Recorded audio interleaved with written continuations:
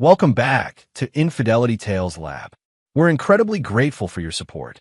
Before we begin today's tale, tell us, which city or country are you joining us from? We love connecting with our global audience. Now, let's dive into today's story. Chapter 1. Dreams and Designs. Dominic Voss ran his hand along the glossy red finish of his 1967 Shelby GT 500. The morning sunlight caught the chrome trim, sending sharp reflections across the garage walls. This wasn't just any muscle car. It was the culmination of 6 years of searching, 3 years of restoration work, and countless late nights spent hunched over engine parts. Beautiful, isn't she? He said to no one in particular. His wife, Vanessa, leaned against the doorframe of their attached garage, coffee mug in hand. Her sleek blonde hair was pulled back into a tight ponytail, highlighting sharp cheekbones and ice-blue eyes that rarely warmed, even when she smiled. "You spend more time with that car than you do with me," she remarked, not for the first time. Dominic slid out from under the hood. "She doesn't complain as much," he replied with a half-smile that didn't quite reach his eyes. Their relationship had been strained for months, maybe years if he was being honest with himself. Dominic had built his architectural firm from nothing into one of Boston's most sought-after boutique design agencies. The success had come at a cost. Long hours, endless business trips, and a growing distance between him and Vanessa that seemed to stretch wider with each passing month. "Your mother called," Vanessa said, setting her mug down on his workbench, narrowly missing a carefully organized row of socket wrenches. "She wants us over for dinner tonight." Dominic sighed. His relationship with his parents was complicated at best. They had never approved of his career choice. Architecture was too unstable, too artistic for their practical, middle-class sensibilities. His father, Theodore, had worked 40 years at the same insurance company, and his mother, Patricia, had been a high school administrative assistant until retirement. They had expected their only son to follow a similarly predictable path. "Tell them I'm busy," Dominic said, wiping his hands on a shop rag. "I already said we'd be there at 7. This was Vanessa's way, making decisions without consulting him, then presenting them as foregone conclusions. In the early days of their 12-year marriage, he'd found her take-charge attitude refreshing. Now it just felt controlling. The dinner that night was predictably uncomfortable. Theodore dominated the conversation with thinly veiled criticisms of Dominic's career choices, while Patricia served pot roast and passive-aggressive comments in equal measure. "How are the European clients treating you?" Theodore asked, cutting into his meat with unnecessary force. "Still jitting off to Paris and Milan on someone else's dime?" "They're paying clients, Dad. That's how business works," Dominic replied evenly. "In my day, we called that a vacation," Theodore grumbled. Patricia chimed in, "We just worry about your stability, dear. All these trips, that fancy car of yours, it doesn't seem practical." Dominic noticed Vanessa and his mother exchanging glances across the table, a silent communication he couldn't decipher. Something cold settled in the pit of his stomach. Back home that night, Dominic discovered a text message on Vanessa's phone while she was in the shower. It was from a number saved simply as B. "I miss you already. Tomorrow can't come soon enough." Dominic stared at the screen, the message blurring as something primal and angry surged through him. He put the phone down exactly as he'd found it and walked to the garage, where he spent the next 3 hours working on a Shelby, his mind racing with suspicions but not yet ready to confront them. 2 days later, Dominic's business partner, Garrett Wu, called with news that would change everything. "We got it," Garrett said, excitement evident in his voice. "The Berlin project. They want us to redesign their entire corporate headquarters." The Berlin project was exactly what their firm needed: international recognition, financial security, and a chance to implement the innovative, sustainable design concepts Dominic had been developing for years. "That's incredible," Dominic replied, genuine excitement momentarily pushing aside his personal concerns. "What's the timeline?" "That's the thing," Garrett hesitated. "They need you on site within 72 hours. Initial phase is 6 weeks minimum." Dominic thought about the timing. 6 weeks away would give him space to clear his head about Vanessa, to decide what to do about his suspicions.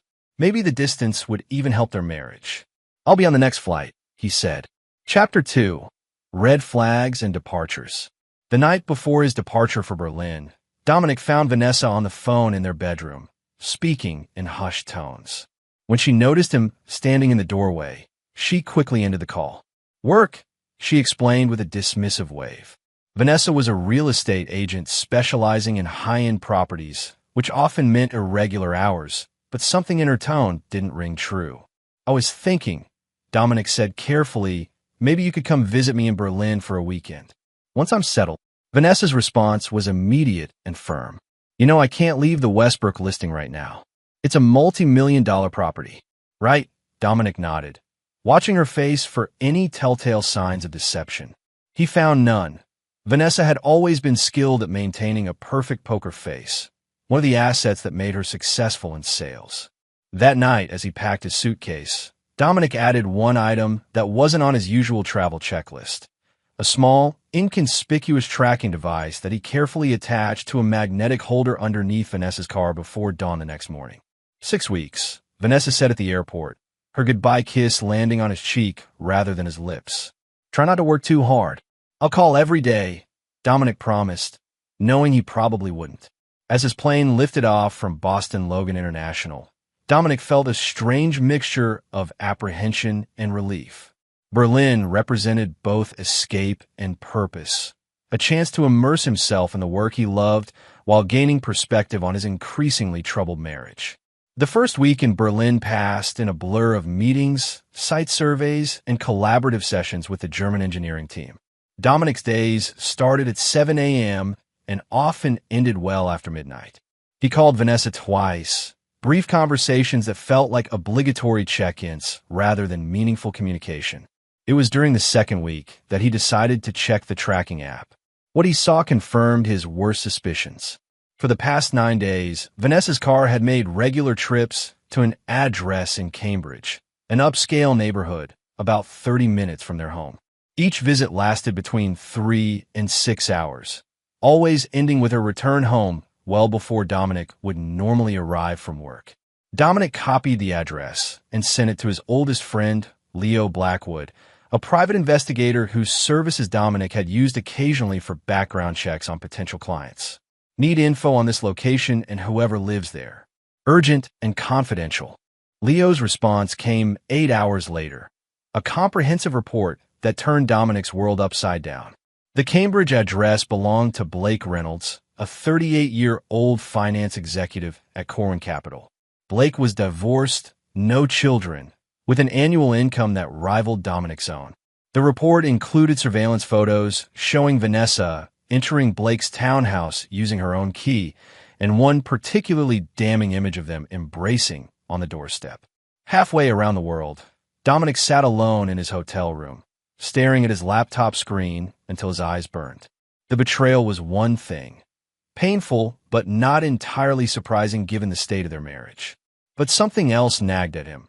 The timing of this affair coincided with his parents' increasingly hostile attitudes toward him, particularly his mother's recent fixation on his impractical lifestyle choices.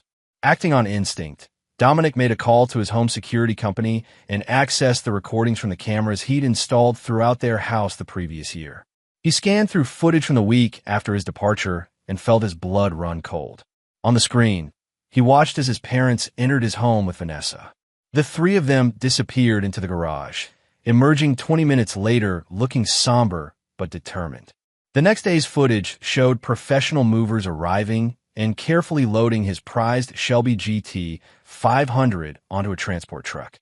They had sold his car, his passion project, his one true indulgence, the vehicle that represented thousands of hours of personal labor and dedication. Dominic's hands trembled as he picked up his phone and called Leo again. I need more, he said without preamble. Everything you can find on Blake Reynolds. And I need you to track a vehicle. He provided the details of his Shelby, hoping it wasn't too late. 3 days later, Leo delivered another report. The Shelby had been sold to a private collector in Connecticut for $285,000, significantly below its market value of approximately $425,000. The transfer had been legal, facilitated by Dominic's mother, who had been listed as co-owner on the insurance paperwork years earlier, a detail Dominic had overlooked or forgotten. The money from the sale had been transferred directly to Vanessa's personal account, not their joint account. Bank records Leo had somehow obtained showed that $215,000 of that amount had subsequently been transferred to Blake Reynolds 2 days after the sale. The final piece of the puzzle came in the form of a social media post that Leo had discovered on Blake's private Instagram account, a photo of Vanessa's hand sporting an enormous diamond engagement ring. Captioned simply, "She said yes. New beginnings." The timestamp on the post was exactly 1 week after Dominic had left for Berlin. As the full picture emerged, something shifted inside Dominic. The shock and pain crystallized into something harder, colder, more focused. He spent the next hour making calls to his lawyer, his financial advisor, and finally to Garrett. "I need another week here in Berlin," he told his business partner. "And then I'm going to need some personal time." "Everything okay?" Garrett asked, concern evident in his voice. "Not yet," Dominic replied. "But it will be." Chapter 3. Betrayal Unveiled. While Dominic immersed himself in the Berlin project, working 18-hour days to complete his obligations ahead of schedule, he simultaneously laid the groundwork for what would come next. Revenge required planning, patience, and precision, 3 qualities he had in abundance. The first step was financial insulation. Working with his attorney, Dominic transferred significant assets to newly created accounts and investment vehicles that Vanessa couldn't access. He wasn't hiding assets. Everything would be disclosed in the inevitable divorce proceedings, but he was ensuring she couldn't drain their joint resources before he returned. The second step involved gathering information. Through Leo, Dominic compiled comprehensive dossiers on all the key players: Vanessa, Blake, and his parents. He learned that Blake and Vanessa had first met 8 months earlier at a charity gala that Dominic had been too busy to attend. Their affair had begun almost immediately, according to text records Leo had somehow obtained. Most disturbing was the discovery that his parents had not merely been bystanders, but active participants in the betrayal.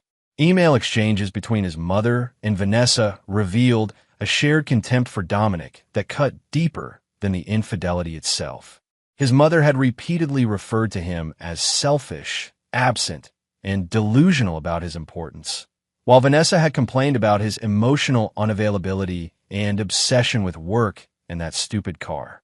The car, his beloved Shelby, had been targeted specifically because it represented Dominic's independence and passion. Selling it had been a calculated act of control disguised as practicality. By the time Dominic boarded his return flight to Boston 4 weeks after his departure, his anger had cooled into something more dangerous: absolute resolve. He had taken an additional week to put certain elements in place, including hiring a moving company to secretly pack and relocate his most important possessions to a storage facility while Vanessa was out of the house. His flight landed at 10:32 a.m. on a Tuesday. According to Leo's surveillance, Vanessa was at Blake's Cambridge townhouse, where she had been spending increasing amounts of time. His parents were expecting him for dinner that evening. A welcome home gathering that Vanessa had arranged before informing him she wouldn't be able to attend due to work commitments. Dominic took a taxi directly to his parents' modest suburban home, letting himself in with his key. They weren't expecting him until evening, and he found his mother in the kitchen, preparing what appeared to be an elaborate meal. "Dominic," Patricia exclaimed, startled by his early arrival. "We weren't expecting you until 6. Your father's still at his doctor's appointment." "I wanted to surprise you," Dominic said, his voice neutral as he set his carry-on bag down. "Thought we could have some time to talk before dinner." Patricia's expression flickered with momentary unease before she composed herself. "Of course, dear. Let me just put on some coffee." They sat at the kitchen table, the same one Dominic had grown up with, its laminate surface worn thin in spots from decades of family meals. Patricia chatted nervously about neighborhood gossip and Theodore's arthritis, while avoiding any mention of Vanessa or Dominic's trip. Finally, Dominic cut through the small talk. "I know about the car, Mom." Patricia's coffee cup paused halfway to her lips. "What car, dear?" "The Shelby GT 500 that you helped Vanessa sell while I was away," Dominic said calmly. "My car." The one I spent 3 years restoring. The color drained slightly from Patricia's face, but she recovered quickly. Oh, that old thing. Well, Vanessa explained the situation, and we agreed it was for the best. You've always been impractical about money, Dominic. That car was just sitting there, depreciating. Classic cars don't depreciate, Mom. They appreciate. That old thing was worth over $400,000. Patricia waved a dismissive hand. Well, Vanessa got a very good price for it. She said it would help both of you start fresh. Start fresh, Dominic repeated. Is that what you call it when your son's wife sells his prized possession to finance her engagement to another man? The cup in Patricia's hand clattered against the saucer. I don't know what you're talking about. I think you do, Dominic said, removing his phone from his pocket and sliding it across the table. On the screen was the Instagram photo of Vanessa's hand with the enormous diamond ring, alongside a bank statement showing the transfer to Blake Reynolds. Patricia stared at the screen, then back at Dominic, her expression hardening rather than showing remorse. Well, what did you expect? You were never here. Always working, always with that car. Vanessa deserves someone who puts her first. Dominic felt a cold calm settle over him. And you decided that for me, did you? You and Dad and Vanessa all sat down and decided what I deserve. Someone had to be practical. Patricia snapped, her true feelings emerging. You've been living in a fantasy world since you were a child. Your father and I always had to be the realists.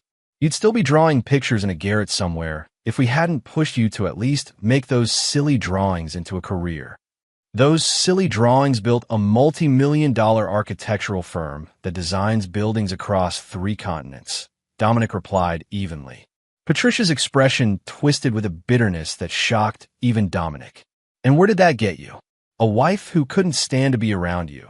No children, no real legacy. Just pretty buildings and an old car you were too busy to even drive. While I was on a business trip, my parents sold my dream sports car, TO, fund, my cheating wife's engagement with her lover, Dominic said, his voice rising slightly for the first time. When I returned, my mockingly said, thanks to your car, your wife found true love after being with pathetic loser life like you. Patricia's eyes widened at having her scheme laid out so plainly, but instead of denying it, she doubled down. Well, it's true, isn't it? Blake is twice the man you'll ever be. He appreciates Vanessa, treats her like a queen. What did you ever do except ignore her for your precious career and that ridiculous car?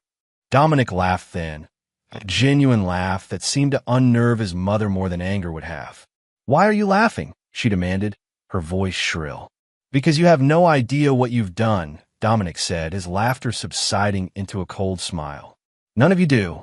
The revelation he shared next made Patricia's face go pale. Dominic laid out exactly what he knew about the affair, about the conspiracies between his wife and parents, about the car sale and the ring purchase. But more importantly, he revealed the first elements of what he had set in motion during his extended stay in Berlin. I've already filed for divorce on grounds of adultery, with evidence Leo collected.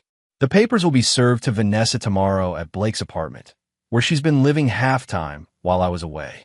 I've frozen all our joint accounts and secured my separate assets. I've also filed a civil suit against you and Dad for conversion of property regarding the car.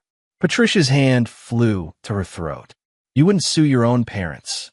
I already have, Dominic replied calmly. The complaint alleges that you exceeded your authority as a co-signer on the insurance by representing yourself as an owner with right to sell. Your status was only for liability purposes in case I was incapacitated, and you knew that. We were trying to help, Patricia stammered, but the excuse sounded hollow even to her own ears. And that's just the beginning, Dominic continued, standing up from the table. You should know that your little scheme cost me more than just a car. It cost you a son. As he walked to the door, Patricia called after him, her voice cracking. Dominic, please, you don't understand. We were worried about you. Dominic paused at the doorway. Save it for the deposition, Mom. I'll see myself out. As he stepped onto the porch, his phone buzzed with a text from Leo. She's on the move. Heading to your house. It was time for the next confrontation. Chapter 4. Face to Face. Dominic arrived at the expansive Colonial, he had shared with Vanessa for the last 7 years, noting with grim satisfaction that her BMW was already in the driveway. For a moment, he sat in his rental car, gathering his thoughts.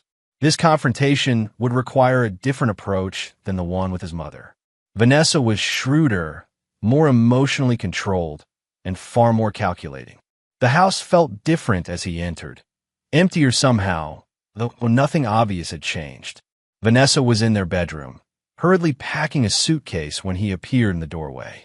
She froze, an armful of designer clothes suspended between the closet and the bed. "Dominic, you're early." "Clearly," he replied, leaning against the doorframe with deceptive casualness. "Don't stop on my account, though I'm curious why you're packing. Moving in with Blake already." Vanessa's perfectly maintained composure slipped for just a second before she recovered. "I see you've been talking to your mother, among others." "Then you know," she said, resuming her packing with deliberate movements. "I was going to tell you when you got back tonight. This isn't how I wanted you to find out." "By this, do you mean the affair you've been having for 8 months, the fact that you sold my car behind my back, or your engagement to another man while still married to me?" Dominic asked, his tone conversational despite the damning accusations. Vanessa sighed dramatically. "I should have known your precious car would be what you focused on. Not our failing marriage, not my happiness, the car. The car is symbolic, Vanessa. It represents the fact that you, with my parents' help, deliberately stole something I valued and used it to finance your infidelity." "It wasn't theft," she snapped. "Your mother was co-owner. For insurance purposes only, as you well know. But we can let the courts sort that out." Vanessa's eyes narrowed. "What does that mean?" "It means I filed for divorce on grounds of adultery. The papers will be delivered to Blake's address tomorrow, since that seems to be where you spend most of your time now." Dominic stepped further into the room. "It also means I've frozen our joint accounts and documented all marital assets." "You can't do that," Vanessa exclaimed, dropping all pretense of calm. "I already have," Dominic replied. "But don't worry about money. You've got that $215,000 you transferred to Blake for your engagement ring. That should keep you comfortable until the divorce is finalized." The color drained from Vanessa's face. "How did you know about the money? The ring? The Instagram post?" "I know everything, Vanessa. Every meeting, text, night you spent at his place while I was in Berlin." Dominic's voice remained steady. "I even know about the discussions you had with my parents, where you all decided I was such a terrible husband that I deserved to be robbed and betrayed." "It wasn't like that," Vanessa said, her voice dropping to a near whisper. "No." "Then tell me what it was like," Dominic challenged. "Explain to me how you justified selling my car without my knowledge or consent, then using the money to buy your engagement ring from another man.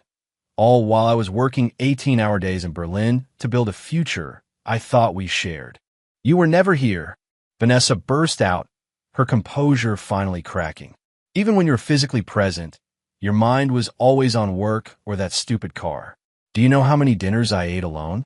How many events I attended by myself? Because you were too busy?" "Blake actually sees me. He listens when I talk." "He sounds perfect," Dominic interrupted. "You two deserve each other. I hope the ring was worth it." As he turned to leave, Vanessa's voice took on a desperate edge. "The prenup says I get half of everything if you're the one who files for divorce." Dominic paused, allowing himself a small smile that didn't reach his eyes. "Check the infidelity clause, Section 8B. Documented adultery voids your claim to my premarital assets and business interests. You get half the marital property acquired during our marriage, minus the value of my car that you illegally converted. You wouldn't have that proof without spying on me," Vanessa countered, her legal mind already working on defense strategies. "Actually, I would. You weren't exactly discreet, Vanessa. Public displays of affection at restaurants, using your own key to his place in full view of neighbors, posting engagement photos online while still married to me. The courts tend to frown on that level of flagrancy." Vanessa's face flushed with anger. "This isn't over, Dominic. Blake has connections. So do I," Dominic interrupted again, "including at Corwin Capital's board of directors. Did you know they have a strict policy against executives engaging in relationships that might create ethical conflicts or public relations issues?" I wonder how they'd feel about Blake getting engaged to a married woman and accepting funds from the sale of property that wasn't hers to sell. Vanessa's eyes widened slightly, the first indication that she recognized she might have underestimated him. You have until tomorrow morning to remove your personal belongings, Dominic continued. Anything left behind will be considered abandoned property. My attorney will contact you regarding the division of assets and court dates. As he walked toward the front door, Vanessa called after him. Where are you going to stay? This is still half my house. Actually, the house is in my name alone, Dominic corrected her. It was purchased before our marriage with my inheritance from my grandmother. The prenup you signed specifically excludes it from marital property. Check section 3A. He paused at the front door. But to answer your question, I'll be at the Cambridge Regency downtown for the next few days. I need to be close to my lawyer's office while we sort all this out. The Cambridge Regency, the same hotel where Blake Reynolds had taken Vanessa for their first clandestine meeting, according to Leo's investigation. The choice was deliberate, a subtle psychological jab that Dominic knew would unsettle Vanessa far more than an outburst of anger. As he left, he heard the distinct sound of something expensive shattering against the wall behind him. For the first time in months, Dominic smiled genuinely. The confrontations with his mother and Vanessa had gone exactly as anticipated. The first steps in a carefully orchestrated plan that was just beginning to unfold. Chapter 5. Strategic Patience. The Cambridge Regency Hotel's presidential suite offered a panoramic view of Boston's skyline. Dominic stood at the floor-to-ceiling windows, gazing out at the city lights while speaking on the phone with Leo. She left the house at 8:42 p.m. with 3 suitcases and a designer handbag, Leo reported. Headed straight to Reynolds Place in Cambridge. She was crying in the car. And my parents? Dominic asked. Your father returned home around 5:15. There was a heated discussion based on the surveillance audio. Your mother told him everything. He made 3 calls afterward. 1 to Vanessa, 1 to their attorney Harold Simmons, and 1 to a number we haven't identified yet. Dominic nodded, though Leo couldn't see him. Keep monitoring all of them. I want to know about any unusual movements or contacts. After ending the call, Dominic reviewed the comprehensive strategy document he'd created during the last week in Berlin.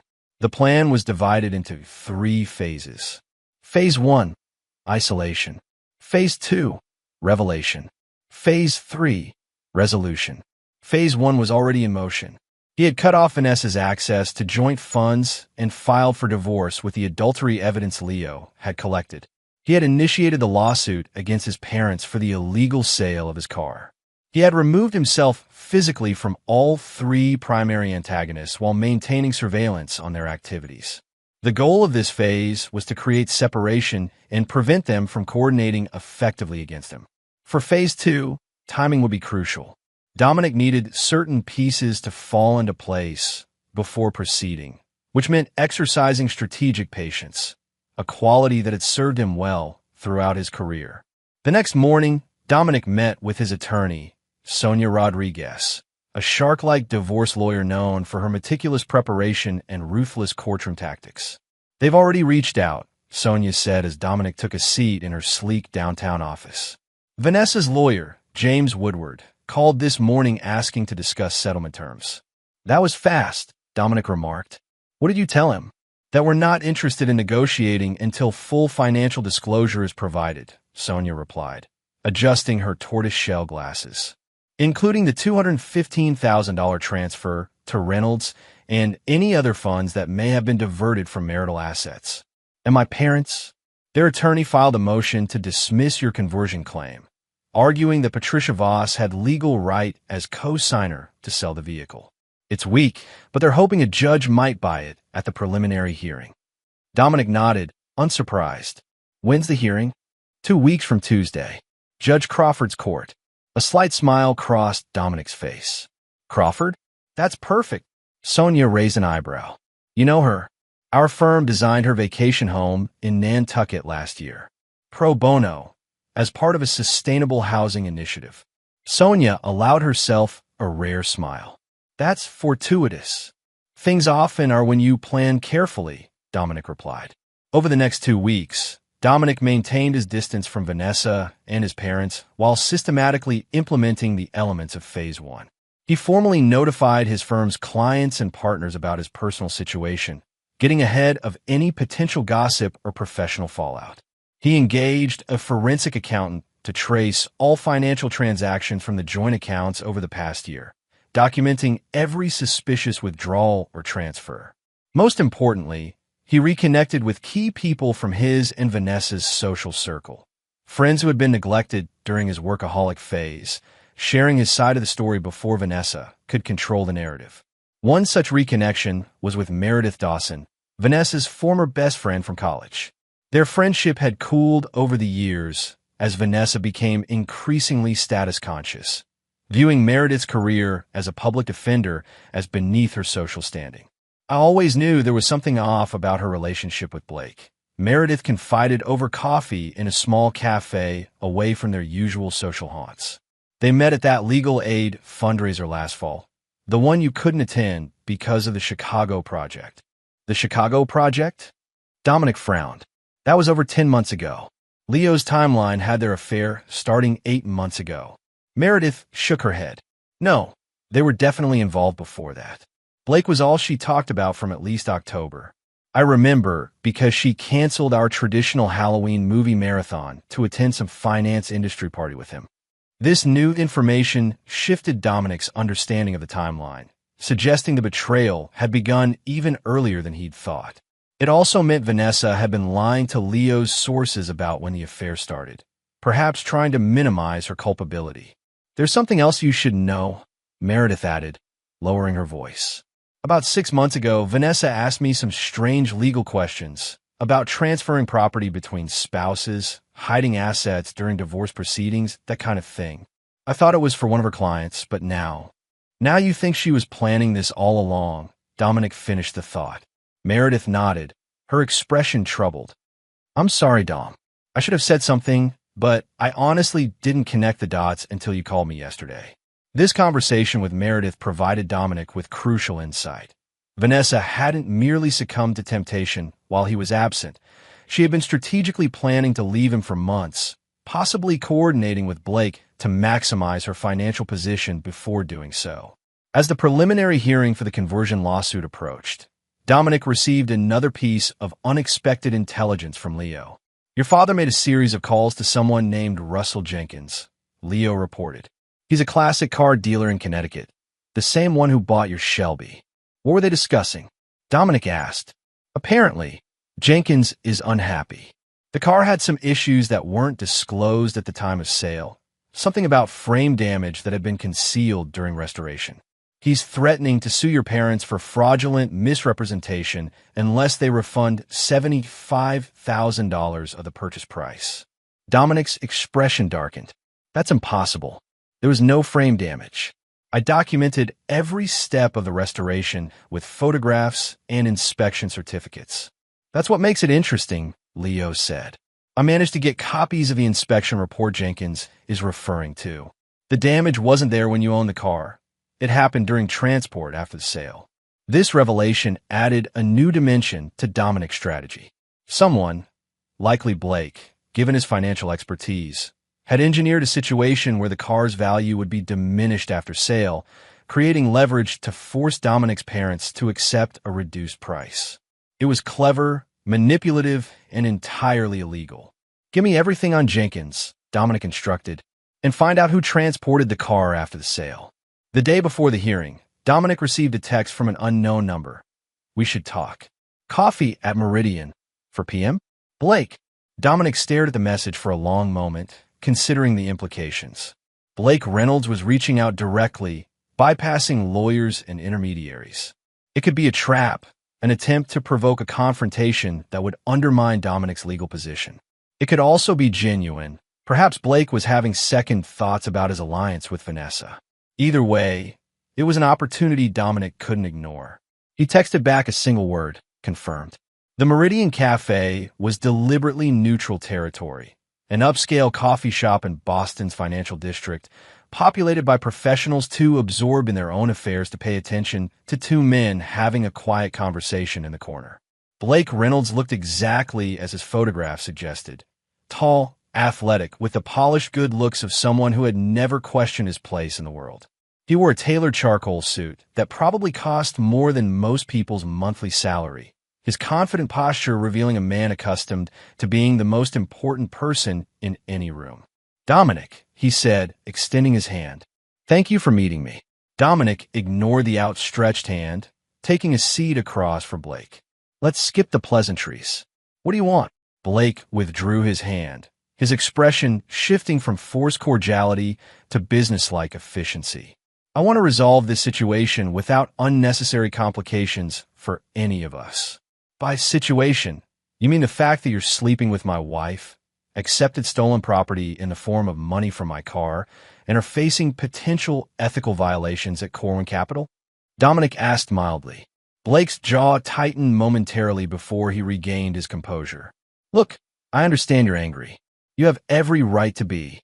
But dragging this through the courts won't benefit anyone." "It'll benefit me," Dominic replied. "I'll get justice for the theft of my property and the breach of my marriage vows." "At what cost?" Blake countered. "Your parents are in their 70s. Do you really want to put them through a lawsuit? And Vanessa, whatever happened between you two, do you want her reputation destroyed in a public divorce proceeding?"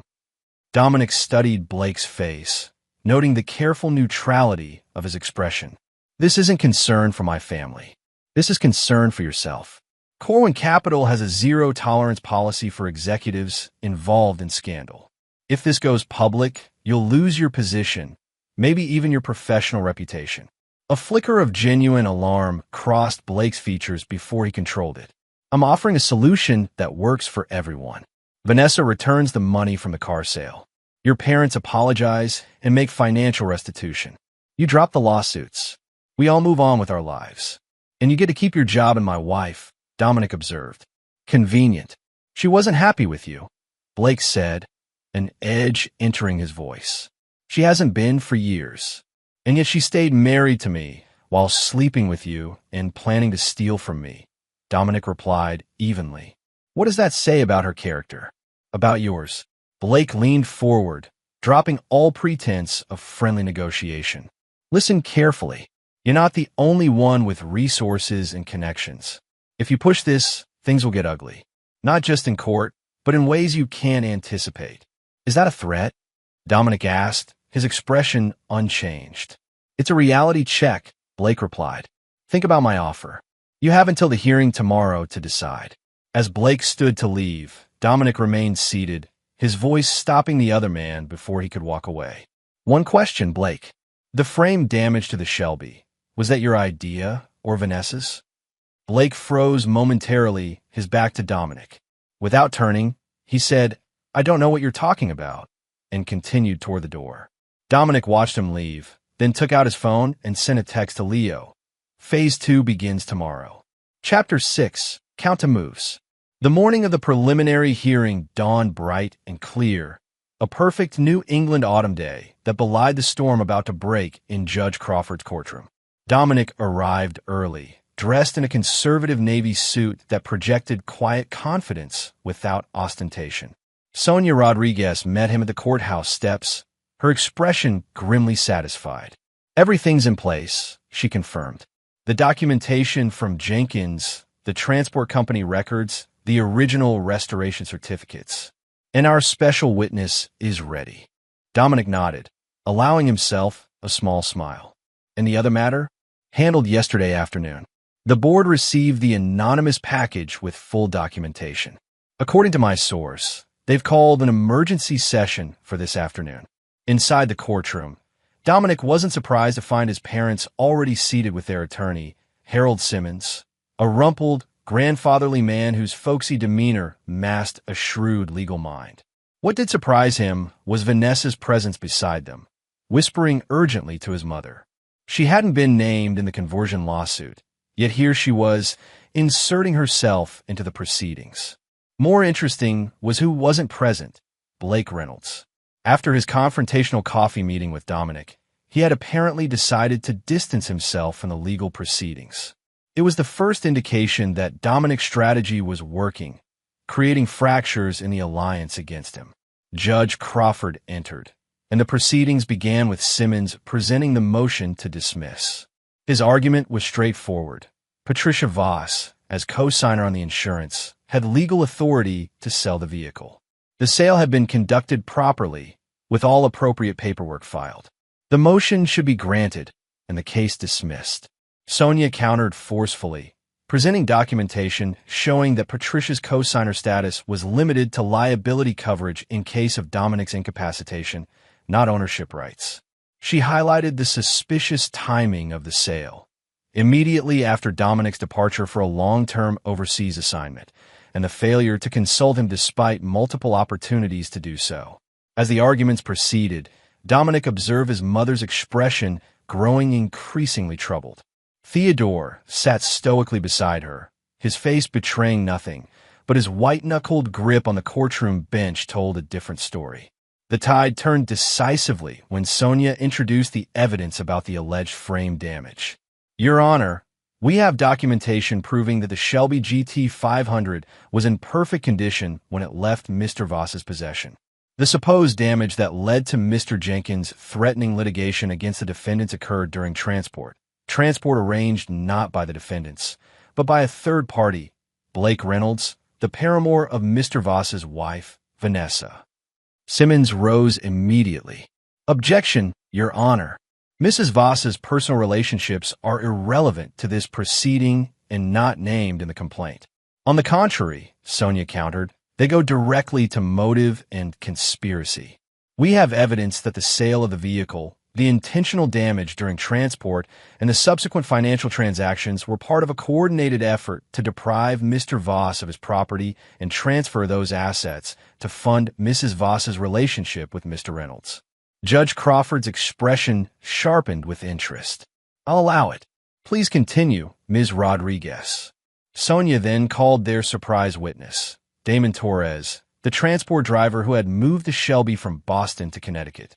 Under oath, Torres testified that he had been approached by Blake Reynolds with an offer of $5,000 to accidentally damage the vehicle during transport in a way that wouldn't be immediately noticeable, but would affect its value and safety certification. He said it was some kind of insurance thing, Torres explained, that the owner was trying to inflate the car's value, and this would even things out. I didn't know it was stolen property. By the time Torres finished his testimony, the courtroom atmosphere had shifted dramatically. Judge Crawford denied the motion to dismiss and set a trial date for the full case, but not before issuing a preliminary injunction freezing the remaining funds from the car sale in Vanessa's accounts. As they left the courtroom, Dominic noticed his father approaching, leaving Patricia and Vanessa behind. Theodore's face was ashen, his usual blustering confidence replaced by something Dominic had never seen before, uncertainty. Can we talk?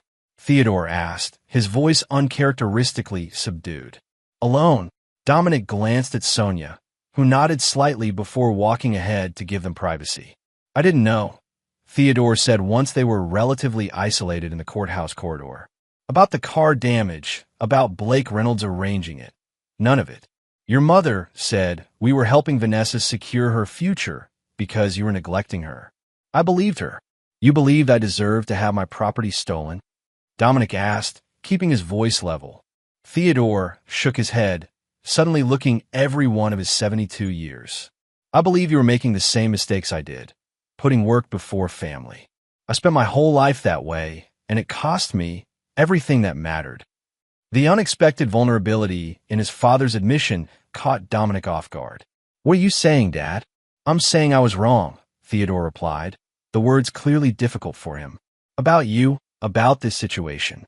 Your mother convinced me that you were just like me, stubborn, work-obsessed, emotionally unavailable. But what I saw in there today, that wasn't about work or money. That was calculated betrayal. Dominic studied his father's face, searching for signs of manipulation or deception, but found only genuine distress. You need to talk to your attorney, he said finally. If you weren't aware of the fraud involving the car damage, that should be on the record.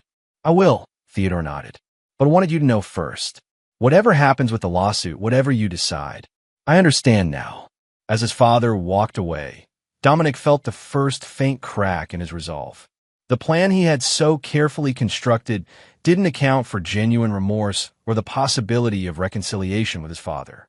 It was an unpredicted variable that would require adjustment to his strategy. That adjustment came sooner than expected. As Dominic and Sonia exited the courthouse, they found Vanessa waiting on the steps, alone and visibly agitated. "You set this up," she accused, stepping directly into Dominic's path. "You knew about the transport driver, about Blake arranging the damage. You've been playing us all along." "No, Vanessa," Dominic replied calmly. "You set this up when you decided to steal from me and betray our marriage. I'm just making sure everyone faces the consequences of their choices, including you." "Blake's been called to an emergency board meeting at Corwin," Vanessa said, her voice tight with suppressed fury. "Someone sent them documentation about our relationship, about the money from the car. They're talking about termination for ethical violations." "How unfortunate," Dominic remarked without sympathy. Perhaps Blake should have considered the professional implications before accepting funds from a fraudulent transaction. Vanessa's carefully maintained composure finally cracked. "You're destroying everything. My reputation, Blake's career, your parents' retirement. All because of your wounded pride and that stupid car." "No, Vanessa," Dominic corrected her, his voice hardening. "This isn't about pride or even the car. It's about justice. You conspired to steal from me while I was working to build our future. You engaged my parents in your scheme. You manipulated and deceived everyone involved. Those actions have consequences. What do you want?" Vanessa demanded, her voice dropping to a desperate whisper. "Money? The house. What will it take to end this?" Dominic regarded her coolly. "Phase 2 is just beginning, Vanessa. You'll know what I want when the time comes." As he walked away with Sonia, leaving Vanessa standing alone on the courthouse steps, Dominic felt neither triumph nor satisfaction, only the cold clarity of purpose. Phase 2. Revelation was unfolding perfectly, exposing the truth not just to the court but to all participants in the betrayal. The cracks in their alliance were widening, and soon they would shatter completely. That evening, Leo reported that Blake Reynolds had indeed been suspended pending investigation by Corwin Capital's board. Theodore had contacted his own separate attorney, distancing himself from Patricia's legal strategy. And Vanessa had moved out of Blake's townhouse after a heated argument witnessed by neighbors. Phase 3. Resolution was approaching faster than Dominic had anticipated. It was time to prepare the final pieces of his plan, the ones he had set in motion during those crucial extra days in Berlin, when he had realized that simple legal victory would not be enough to truly balance the scales of justice. Chapter 7. The Architect's Gambit. 3 days after the preliminary hearing, Dominic stood in the newly established offices of Voss Design Group, a sleek, minimalist space in downtown Boston that represented both continuity and new beginnings. He had amicably separated from his partnership with Garrett, maintaining joint ownership of their existing projects while establishing his own firm to pursue the innovative, sustainable design concepts that had become his passion. The Berlin project had been a resounding success, leading to 3 additional European commissions that would ensure the new firm's financial stability for at least the next 2 years. More importantly, the professional restructuring had allowed Dominic to implement certain financial arrangements that would prove crucial to Phase 3 of his plan. Garrett visited the new office that afternoon, his expression a mixture of admiration and concern as he took in the space. "It looks great, Dom, but are you sure this is the right time for such a major change? With everything else going on?" "It's exactly the right time," Dominic replied, offering his friend and former partner a cup of coffee. Clear separation between past and future. Garrett accepted the coffee, studying Dominic's face. "You seem different, calmer somehow despite the chaos." "Clarity has that effect," Dominic said. "When you know exactly what needs to be done, everything becomes simpler." After Garrett left, Dominic turned his attention to the final preparations for Phase 3. The legal proceedings were proceeding as expected. His parents' attorney had approached Sonia about settlement terms for the conversion lawsuit, and the divorce petition had been formally served to Vanessa. But these were merely the public-facing elements of his strategy. The private elements were far more intricate and potentially devastating. Leo arrived at 6 p.m. with the latest intelligence. Blake Reynolds met with the Corwin board this morning. They've extended his suspension for another 2 weeks while they investigate the ethical implications of his relationship with Vanessa and the financial transactions involving the car sale. And Vanessa? She's staying at the Harrington Hotel on Boylston. She's made appointments with 3 different divorce attorneys in the past 2 days, apparently unhappy with her current representation. She also tried to access your joint investment account, but the freeze prevented any withdrawals. Dominic nodded, processing this information. My parents. That's where it gets interesting, Leo said, opening his laptop to show Dominic's surveillance photos. They've had a series of heated arguments. Your father left the house yesterday with a suitcase and checked into the Bayside Motel. Based on our audio, he's furious about your mother's role in the car sale, especially after learning about the damage scheme. This development was unexpected, but potentially useful.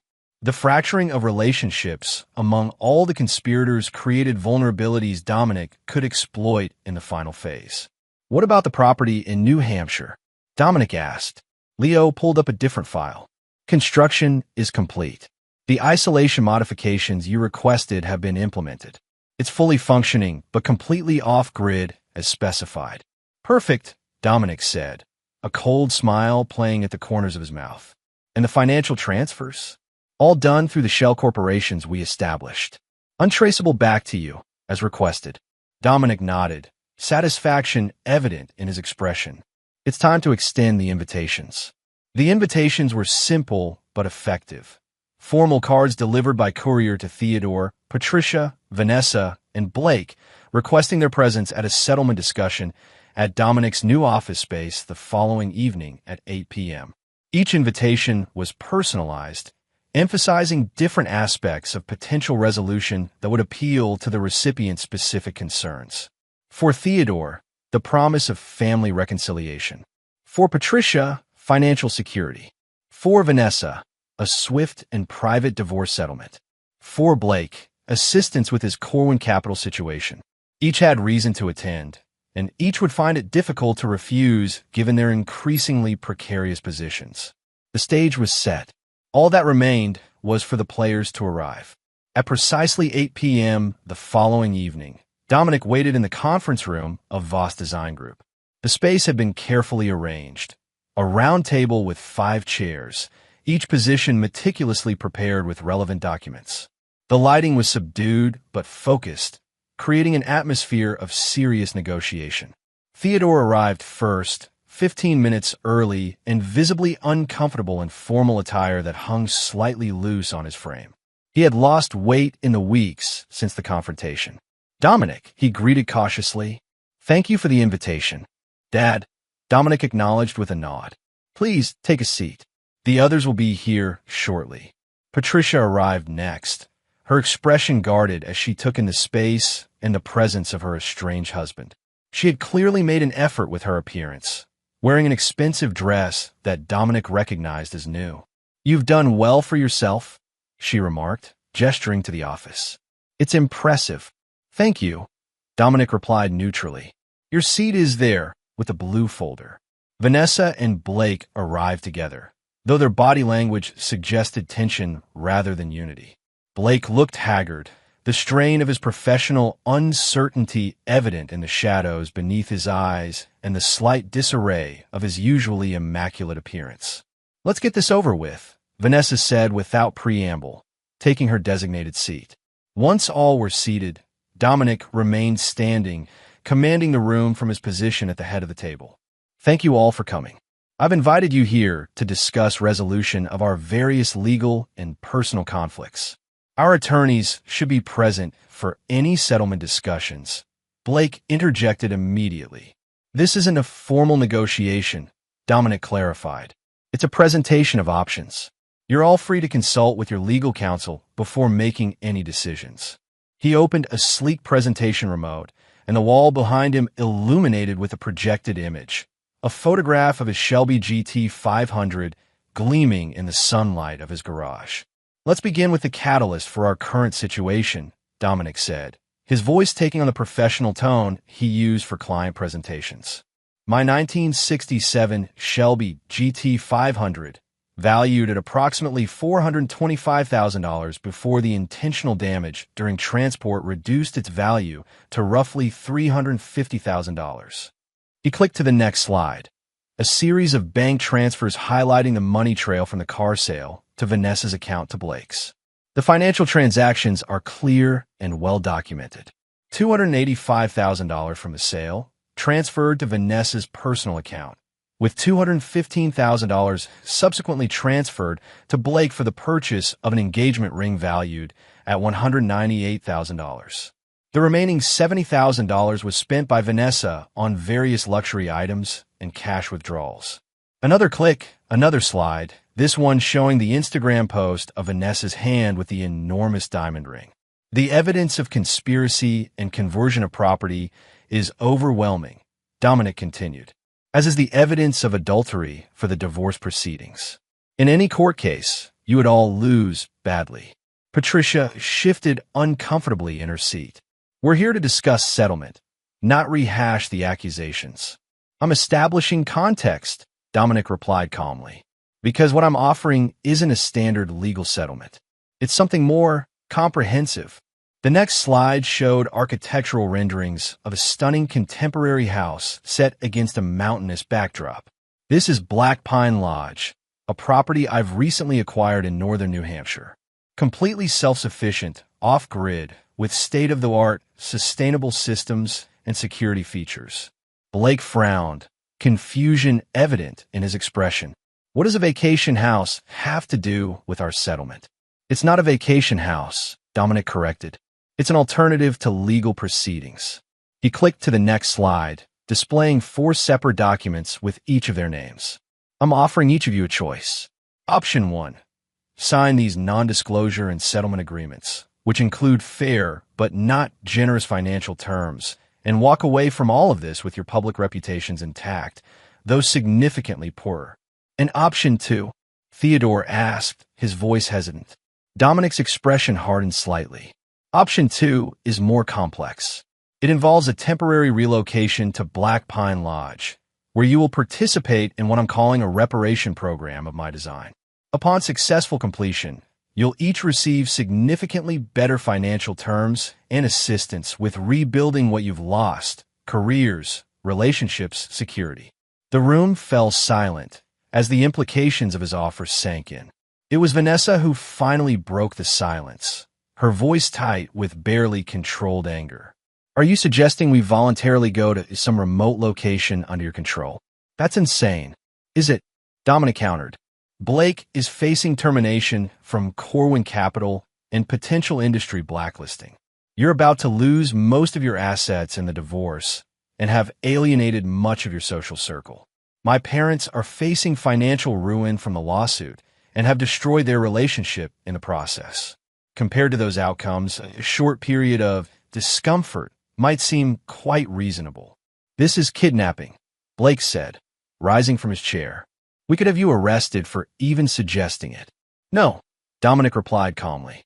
It's a voluntary arrangement with signed consent forms and legal documentation.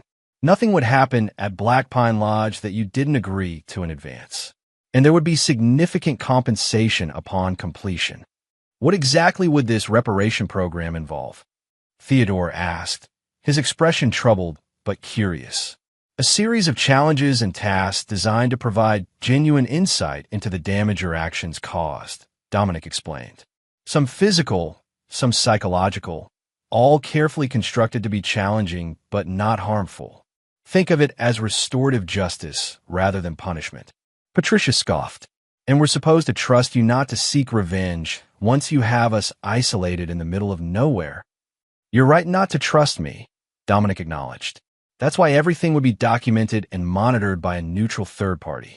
Leo Blackwood, my investigator, would oversee the program to ensure compliance with the agreed-upon terms. The room fell silent again as each person processed the bizarre proposal. It was Theodore who spoke first, his voice resigned. How long would this program last? 30 days, Dominic answered, after which, regardless of your performance, you would be free to leave.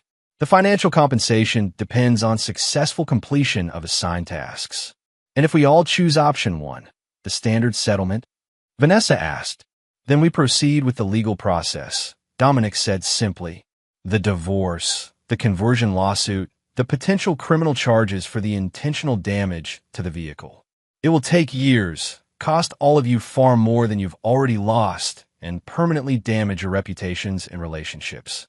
Blake shook his head in disbelief. This is coercion. This is opportunity, Dominic corrected. A chance to resolve everything quickly with better terms than you deserve, in exchange for experiencing a fraction of the pain you collectively caused me. He placed 4 identical envelopes on the table. Inside each envelope is a key to Black Pine Lodge and consent forms for the program. You have 24 hours to decide. Those who choose option 2 should arrive at the lodge by noon on Saturday. Those who don't will receive standard settlement papers from my attorneys on Monday morning.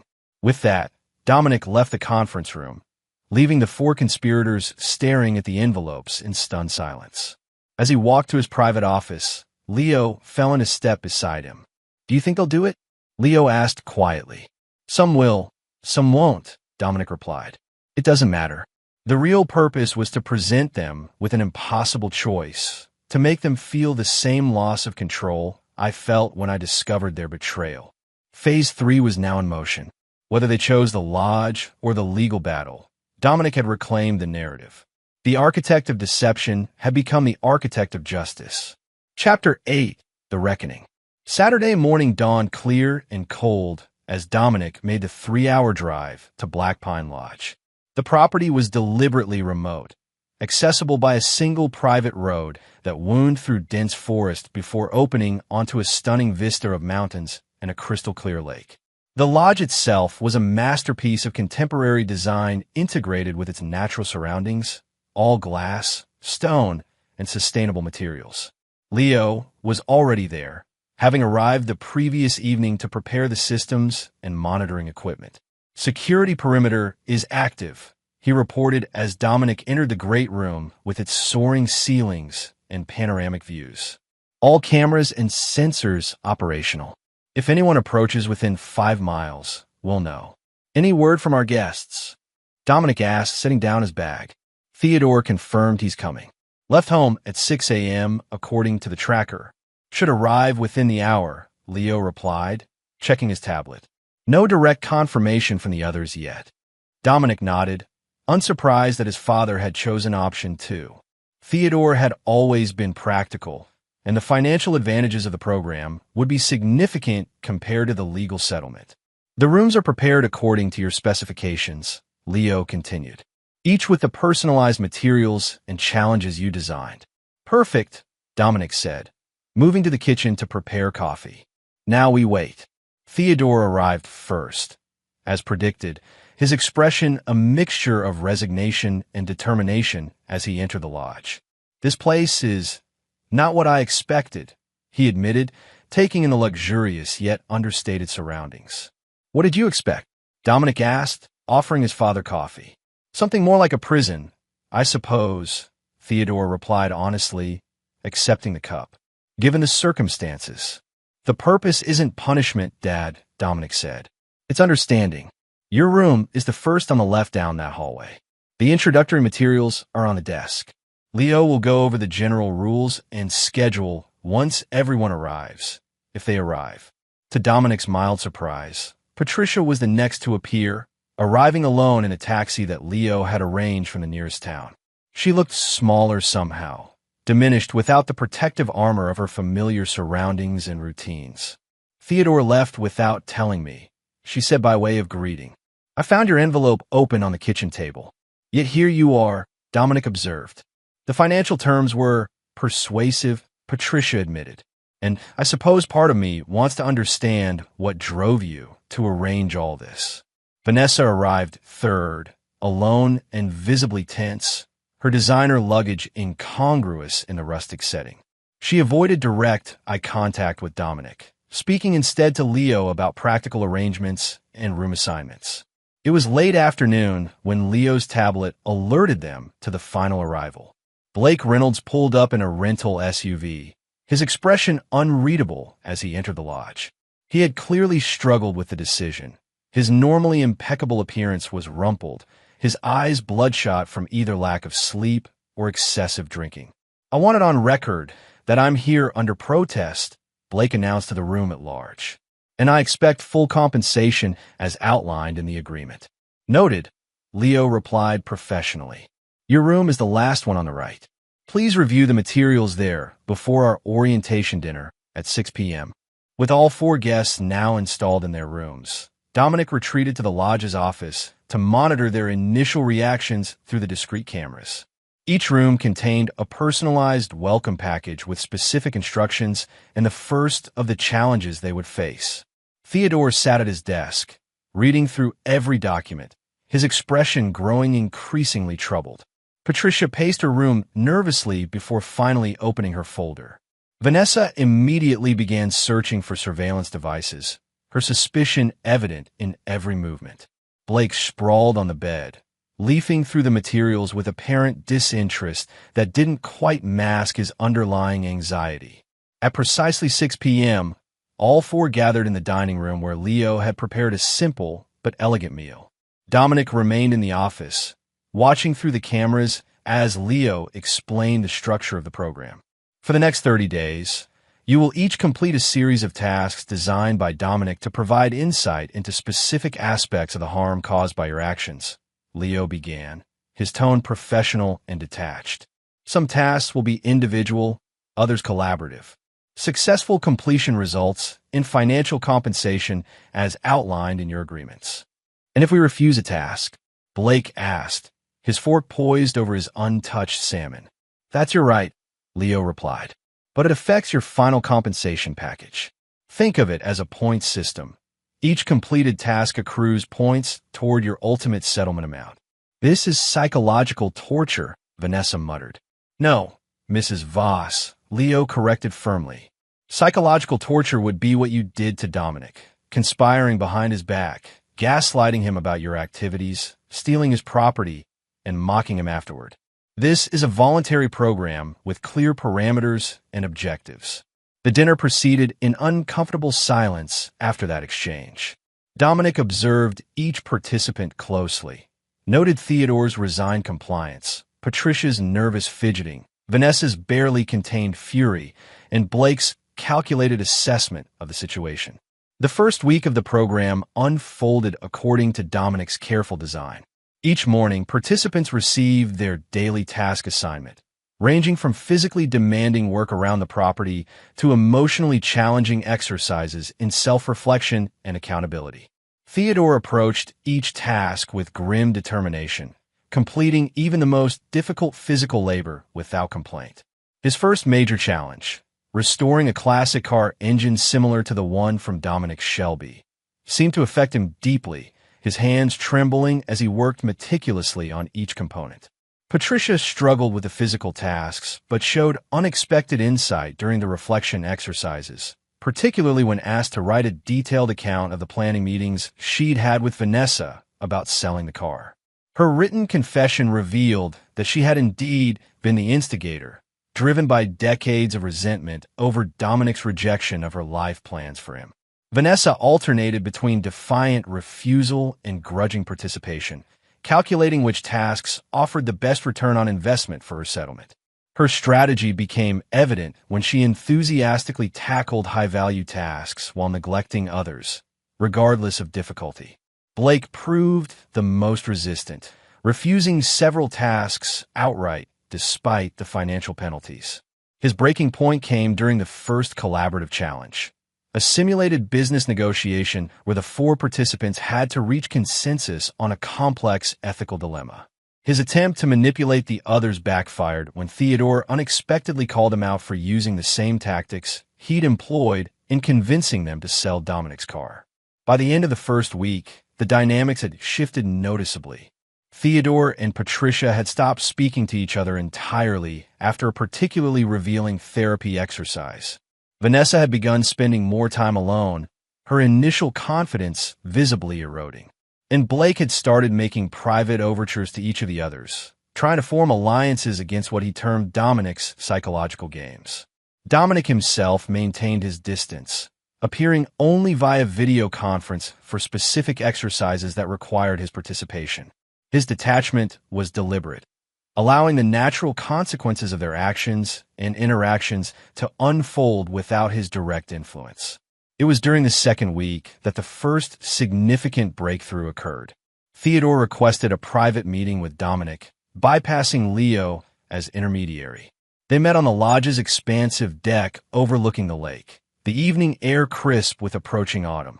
Theodore looked older than his years, the program's rigors having stripped away his usual bluster to reveal the vulnerability beneath. "I understand now," Theodore said without preamble, "what the car meant to you. It wasn't just a vehicle or an investment. It was something you built, something you controlled in a life where so much was beyond your control." Dominic remained silent, allowing his father to continue. "That engine restoration task, it showed me what you experienced. The patience, the precision, the satisfaction of seeing something broken become whole again through your own efforts." Theodore's voice cracked slightly. "When your mother and Vanessa approached me about selling it, I told myself it was just a car, an indulgence, something replaceable. It wasn't," Dominic said simply. "No," Theodore agreed. "It was a betrayal of everything you'd built, everything you valued. And I participated in that betrayal because it was easier than standing up to your mother, easier than acknowledging that you had created a life I secretly envied, one built on passion rather than practicality." The admission hung in the air between them, more powerful than any scripted apology could have been. Dominic found himself at a crossroads. Stick to the calculated plan of distant observation, or engage with this unexpected moment of genuine connection. "Why did you stay with her?" Dominic asked, the question emerging from a place of genuine curiosity rather than accusation. "All these years, when it's clear you've been unhappy." Theodore gazed out at the darkening lake.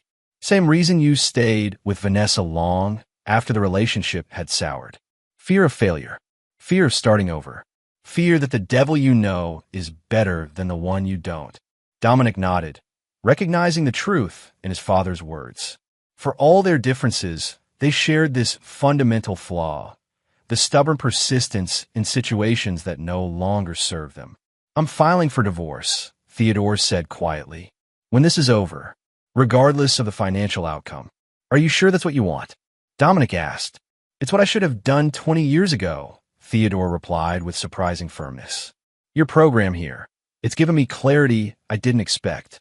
Painful clarity, but necessary." As his father returned to the lodge, Dominic remained on the deck, contemplating this unexpected development.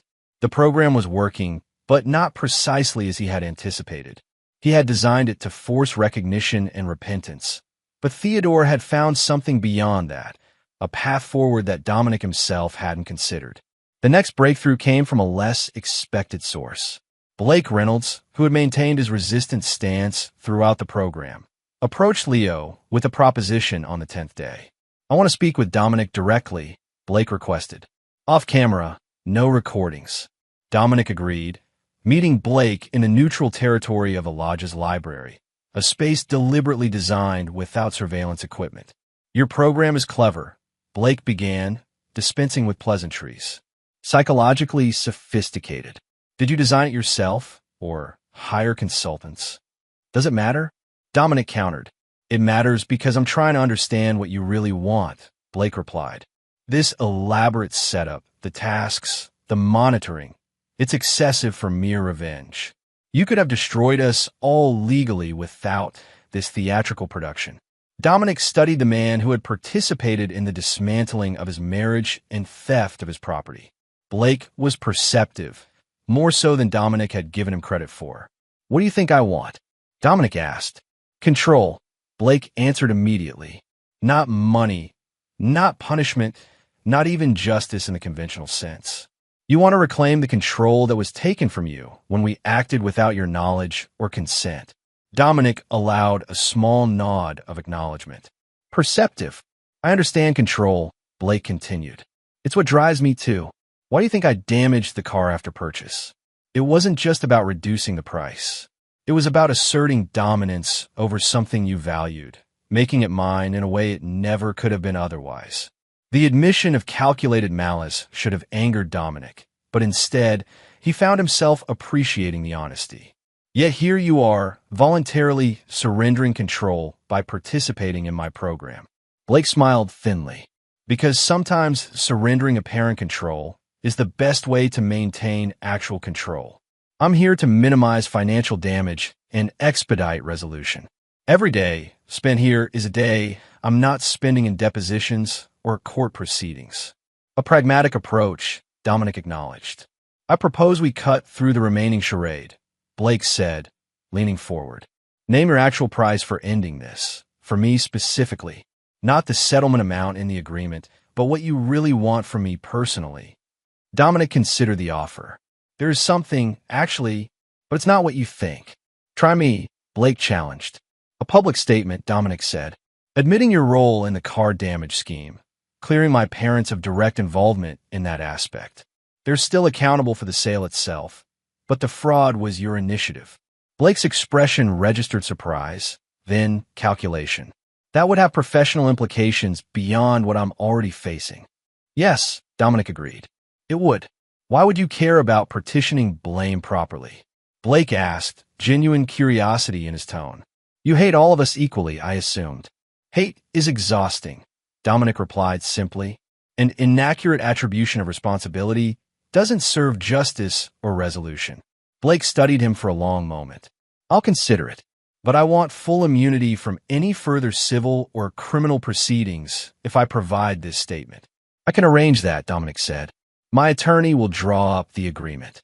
As Blake left the library, Dominic realized that his original plan for Phase 3 was evolving in ways he hadn't anticipated. The rigid structure of punishment and restitution he had designed was giving way to something more organic, a process of natural consequences and authentic reckonings that might ultimately prove more effective than his calculated scenarios. Patricia was the next to approach him on the 14th day of the program.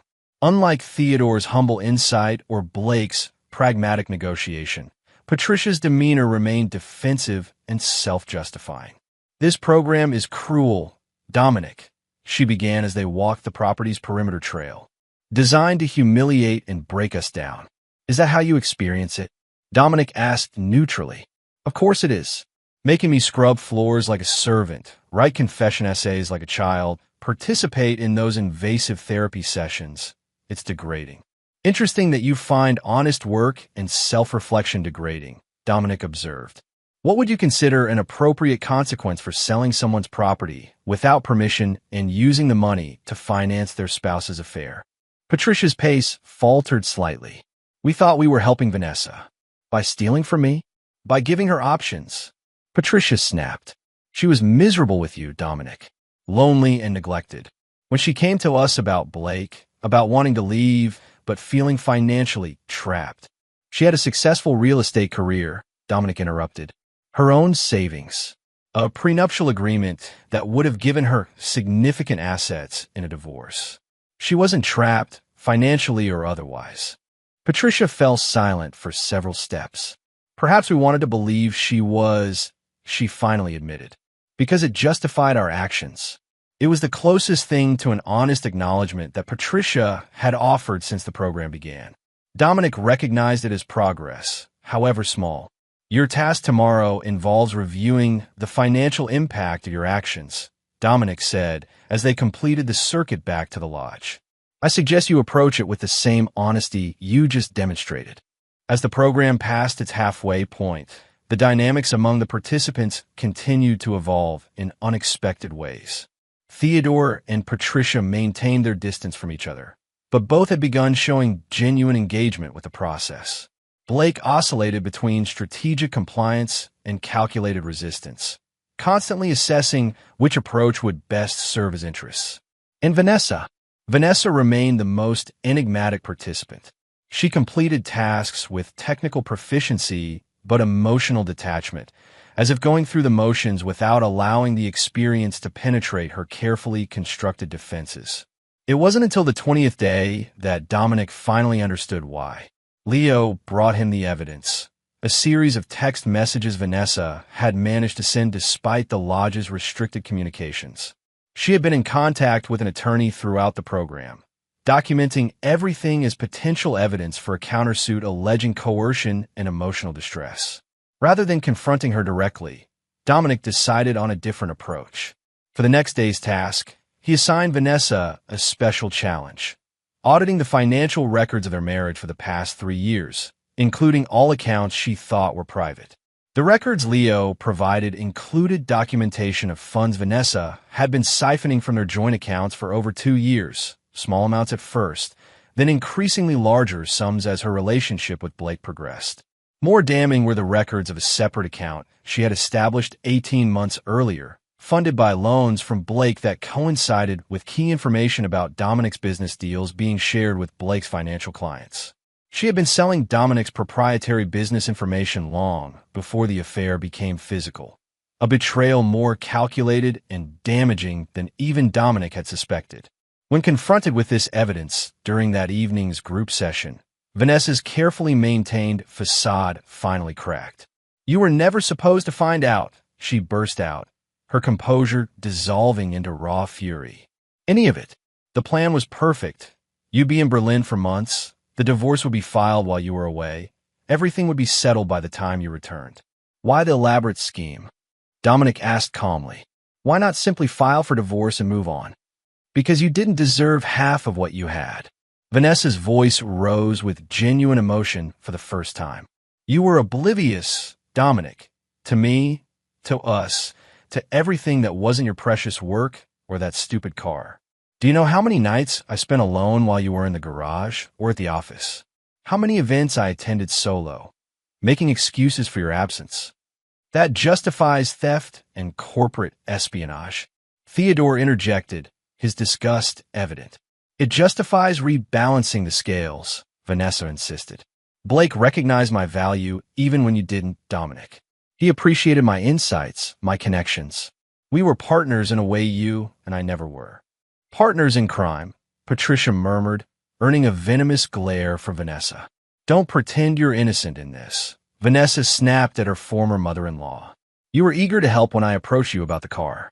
You said Dominic had always been selfish, just like his grandmother, that he didn't deserve that ridiculous toy while ignoring his marriage." Patricia flushed but didn't deny the accusation. The truth was finally emerging, raw, ugly, and unvarnished by pretense or justification. As the session devolved into recriminations and counter-accusations, Dominic observed without intervening.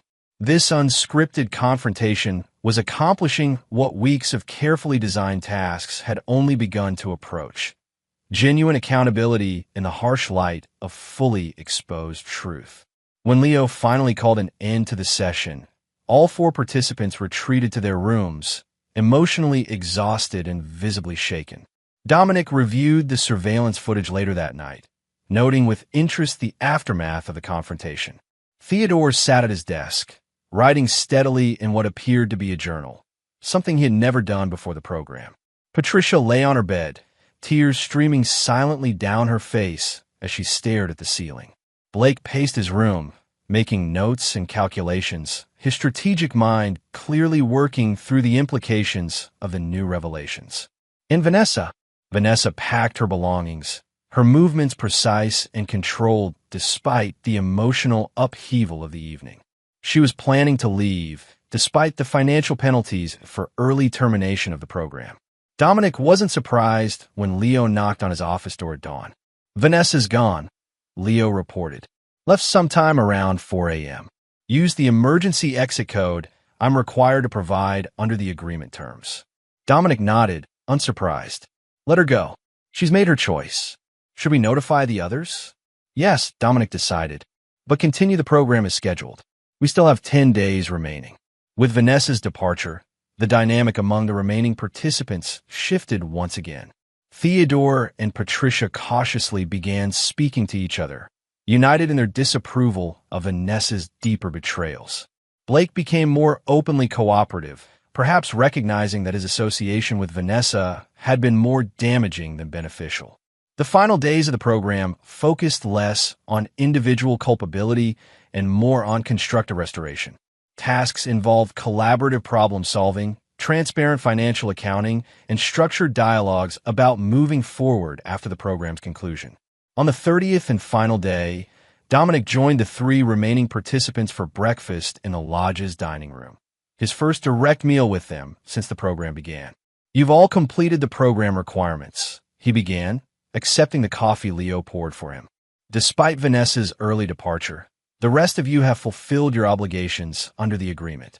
"What happens now?" Patricia asked, her voice lacking its usual sharp edge. "Now you receive the agreed-upon compensation and return to your lives," Dominic replied simply. "Transportation has been arranged for this afternoon. The legal documentation nullifying the ongoing lawsuits will be filed tomorrow, as specified in your contracts." "That's it?" Blake asked, clearly surprised by the anticlimactic conclusion.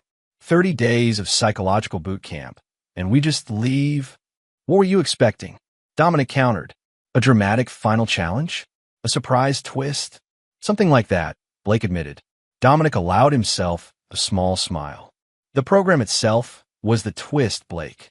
None of you expected to gain actual insight from this experience. You came for financial and legal advantage. Yet here you all are, fundamentally changed by what you've learned about yourselves and each other." Theodore nodded slowly.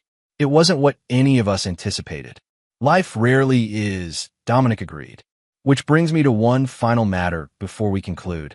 He removed 3 envelopes from his jacket pocket, sliding one to each participant.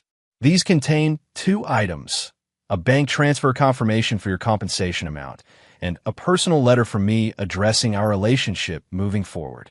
"You're not going to read them aloud?" Patricia asked, her fingers hesitantly touching the envelope before her. "No," Dominic said. "What happens after today is between me and each of you individually. The program was collective because your actions were collectively orchestrated. The future is separate because each of you must decide your own path forward." As they departed that afternoon, Theodore and Patricia sharing awkward but civil conversation in one car, Blake alone in another, Dominic stood on the lodge's porch with Leo, watching them disappear down the winding road. "Was it worth it?" Leo asked as the dust settled behind the departing vehicles. "All this elaborate planning and execution?" Dominic considered the question carefully.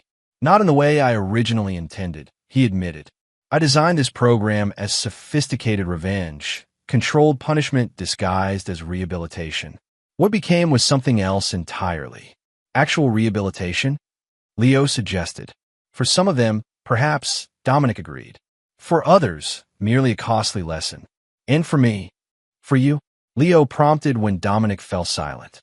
"For me, it was liberation," Dominic finally said. "Not from them, but from the person I might have become if I'd pursued conventional revenge. That path leads to a life defined by bitterness and obsession with past injustices." Leo studied his friend's face. "And now I build," Dominic said simply. "New designs, new relationships, new possibilities unfettered by old resentments." As they turned to re-enter the lodge, Dominic glanced back once more at the empty road. The past was finally receding, and the architect of justice could now become simply an architect again, creating rather than avenging, building rather than breaking down. The price of betrayal had been fully paid by all concerned. Chapter 9. Reconstructions. 6 months after the conclusion of the Black Pine Lodge program, Dominic stood on the observation deck of Boston's newest architectural landmark, the Voss Sustainability Center, a cutting-edge facility showcasing innovative green building technologies. As the project's lead architect and primary investor, he had transformed his Berlin experience into a revolutionary approach to urban design that was garnering international attention. The center's opening gala was in full swing inside, but Dominic had stepped out for a moment of quiet reflection. The past half year had been a period of intense focus and remarkable growth, both professionally and personally. The divorce from Vanessa had been finalized with minimal additional drama, the lawsuits resolved according to the Black Pine agreements, and his professional reputation enhanced rather than damaged by the public aspects of the ordeal. "Quite a view," said a familiar voice behind him. Dominic turned to find Theodore approaching, looking healthier and more relaxed than Dominic had seen him in years. The aftermath of the program had indeed brought significant changes to his father's life. The divorce from Patricia was proceeding amicably, and Theodore had embraced retirement with unexpected enthusiasm, volunteering at a community workshop teaching woodworking to at-risk youth. "Dad," Dominic greeted him warmly. "I didn't think you'd make it tonight. Miss my son's biggest achievement?" Theodore replied with a smile. "Not a chance." They stood side by side, gazing out at the city skyline. The relationship they were building was new territory for both of them. Not the forced intimacy of family obligation, but the chosen connection of two adults finding genuine common ground. "Patricia sends her regards," Theodore said after a comfortable silence. "She wanted to come, but thought it might be awkward for everyone."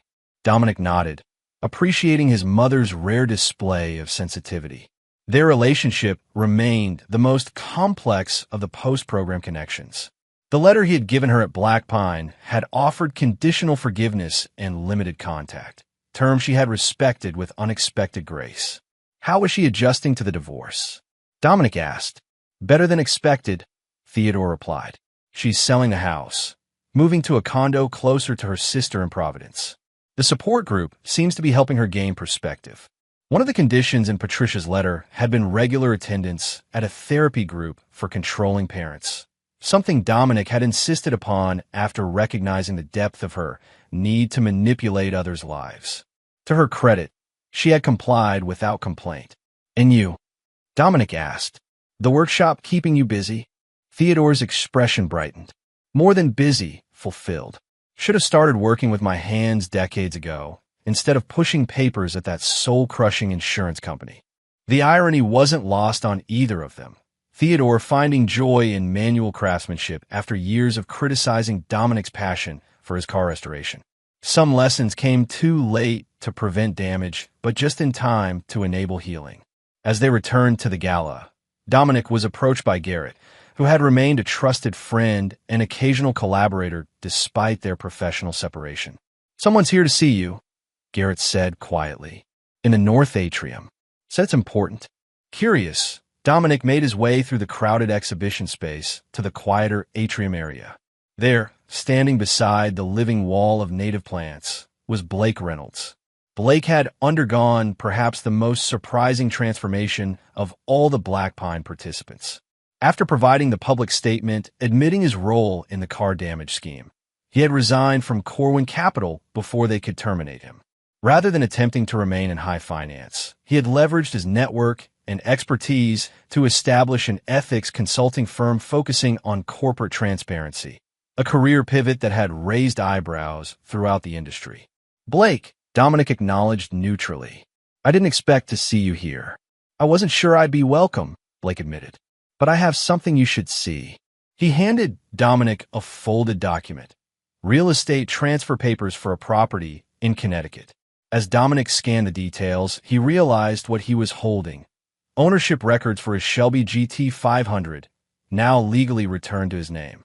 "How did you manage this?" Dominic asked, genuine surprise evident in his voice. "Jenkins was more reasonable than expected once I explained the situation and offered appropriate compensation," Blake replied. "The car's been fully restored, frame damage properly repaired, all original specifications maintained. It's being delivered to your warehouse space tomorrow morning." Dominic studied the man before him, someone who had participated in one of the most painful betrayals of his life, yet now stood offering unexpected restitution. "Why?" Blake considered the question carefully before answering. "The letter you gave me at Black Pine asked for one thing, that I find a way to make genuine amends, not just financial compensation. This seemed like the most meaningful way to do that." It was true. Unlike the letters to his parents, which had focused on conditions for limited ongoing relationship, Dominic's letter to Blake had been straightforward. No further contact unless it was to make concrete amends for the damage caused. "Thank you," Dominic said simply. "This is unexpected." Blake nodded, turning to leave. "One more thing you should know. Vanessa contacted me last month. Wanted to reconnect, suggested we could start fresh now that everything had settled down. And Dominic prompted when Blake paused.